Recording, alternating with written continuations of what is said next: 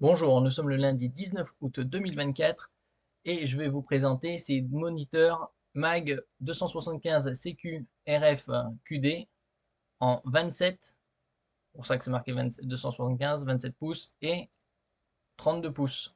Ils sont identiques à part dans la taille et au niveau de la zone colorimétrique reproduite qui est légèrement meilleure sur le 32 pouces.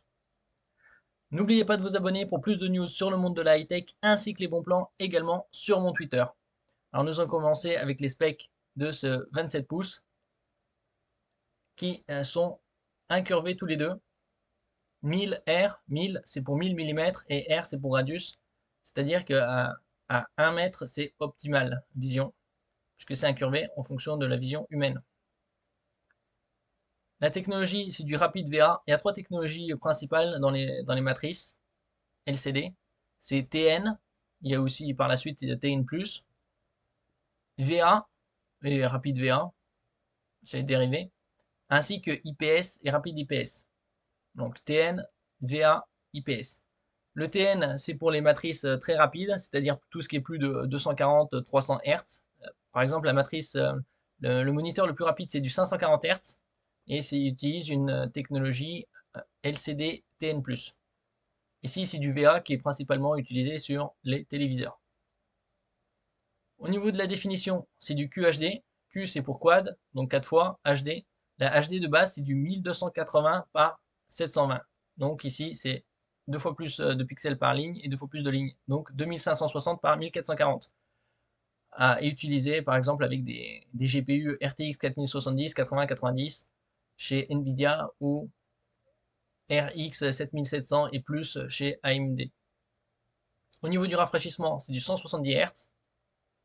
Et au niveau du changement de la réactivité, temps de réponse des cristaux liquides, c'est 1 milliseconde, gray to gray, G to G. Et ces moniteurs-là sont dotés de la technologie Quantum Dot. Quantum Dot, c'est un film nanométrique qui est apposé sur la matrice. Récemment aussi, ils ont développé ça sur les OLED. Récemment, c'est-à-dire il y a déjà 2 bonnes années au moins. Et ça permet d'avoir une zone colorimétrique bien plus étendue que sans cette technologie-là. Donc comme je disais, c'est de la rapide VA. Bien évidemment, ils ont la technologie AMD FreeSync Premium. C'est la synchronisation entre le GPU et le moniteur pour avoir une synchronisation parfaite et éviter tout décalage dans les images. Tous les moniteurs ont une technologie eye care, c'est-à-dire anti-scintillement et réduction de la lumière bleue, pour éviter la fatigue oculaire après les sessions de jeu ou de visionnage. Et ainsi que la réduction de la lumière bleue qui est nocive aux yeux. Avec la technologie Quantum Dot, QD, on a une zone de reproduction des profils Adobe RGB 94%, DCPI 3 qui est utilisé dans le domaine du cinéma 96%, et également REC.2020 qui est la zone colorimétrique la plus étendue et la plus récente de 74% sur le 27 pouces, alors que sur le 32 pouces, c'est quelques pourcentages plus élevés. À gauche avec la technologie Quantum Dot et à droite sans.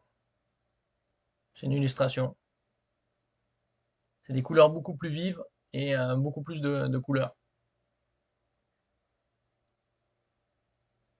Avec une large gamme reproduite.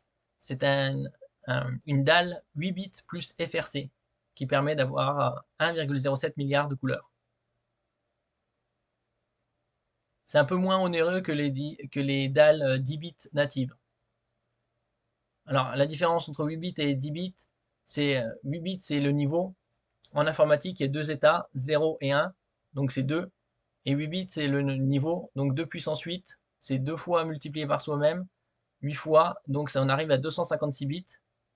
Et puissance 3 pour les trois couleurs de base, 256 puissance 3, on arrive à 16,8 millions de couleurs. Là, avec la technologie 8 bits plus FRC, ça simule la technologie, les dalles 10 bits natives, et on arrive à 1024 nuances. puissance 3, 1,07 milliard de couleurs. Et la technologie HDR, High Dynamic Range, pour avoir des meilleures images, que ce soit au niveau de la luminosité, du contraste et des couleurs. Là où les zones, vous voyez quand c'est 100, et là quand c'est activé, les zones lumineuses sont lumineuses et les zones sombres sont sombres. Ce n'est pas uniformément rétroéclairé. C'est pour ça que ça s'appelle dynamique.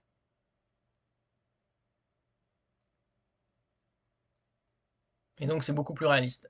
Ici vous avez Gaming Intelligence, l'appli de MSI pour régler les paramètres de votre moniteur. Vous pouvez télécharger gratuitement.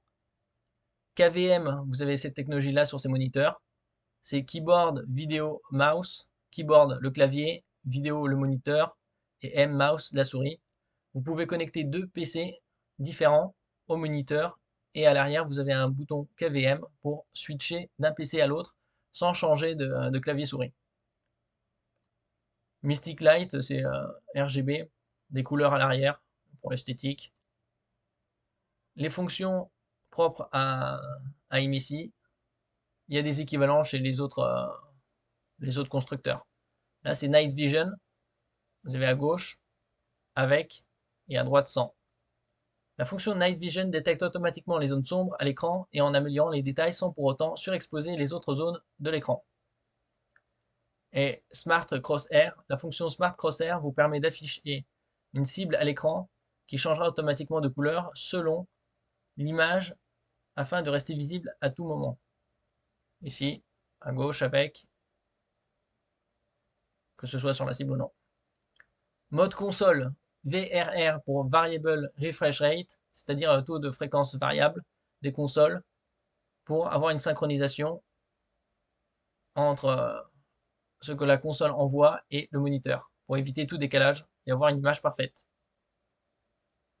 Comme sur les Xbox Series X, S et PS5. Au niveau de la connectique, vous avez un port type C, USB-C, oblong, comme sur les smartphones, pas de sens d'insertion. Et vous voyez ici les logos, l'éclair et DP. L'éclair, ça veut dire que il y a de la charge. Vous pouvez jusqu'à charger votre smartphone, par exemple, jusqu'à 15 watts. Et DP, c'est pour DisplayPort. Vous pouvez utiliser ce port USB-C comme un port DisplayPort avec un câble adapté. Et donc, c'est une entrée vidéo. Au niveau, vous avez un hub USB. À gauche, deux USB type A, c'est-à-dire rectangulaire, et à droite, type B, carré. Le carré permet de charger, de vous connecter à votre PC, et ça fournit de l'électricité pour fournir le courant au port USB type A. Pour activer les ports USB additionnels et rendre la souris disponible à l'utilisation par l'intermédiaire de l'application Gaming OSD, n'oubliez pas de connecter l'écran et votre ordinateur avec le câble USB fourni. Profitez des connecteurs supplémentaires et de réglages intuitifs en utilisant votre souris. Et au niveau de la connectique, quelle norme? Alors, à gauche, vous avez évidemment la connexion au courant. Le DisplayPort, c'est du 1.2a, le plus récent étant 2.1, qui est disponible sur les cartes AMD. Mais sur ce type de moniteur, il n'y a pas d'intérêt, puisque la définition n'est de 2560 par 1440. Donc là, c'est largement suffisant. Vous avez deux ports HDMI 2.0B, le USB type C avec fonction DisplayPort, un port, une connectique earphone pour le casque, l'USB type B et les deux USB 2.0 type A pour clavier souris.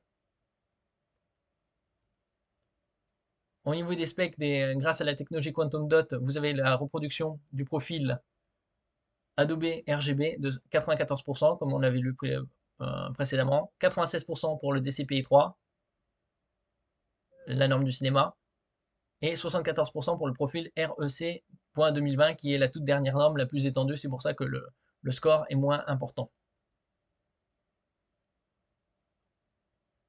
que les deux autres.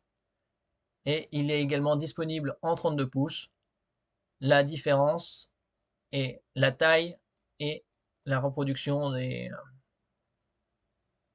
couleurs, puisque ici il est à 93,6% en Adobe RGB, alors que précédemment c'était 94. 96,8% en DCI-P3, légèrement mieux. L'autre c'était 96. Et en ce qui concerne REC 2020, le 32 pouces est à 74,5, légèrement mieux.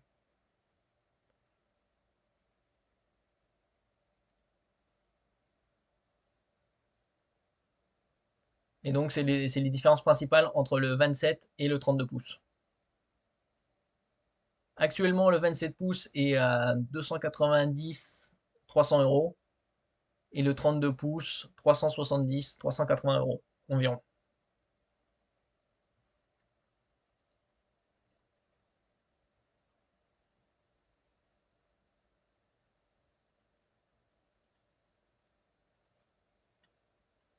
Merci pour votre écoute. N'oubliez pas de mettre un j'aime, un commentaire, de partager et de vous abonner à la chaîne.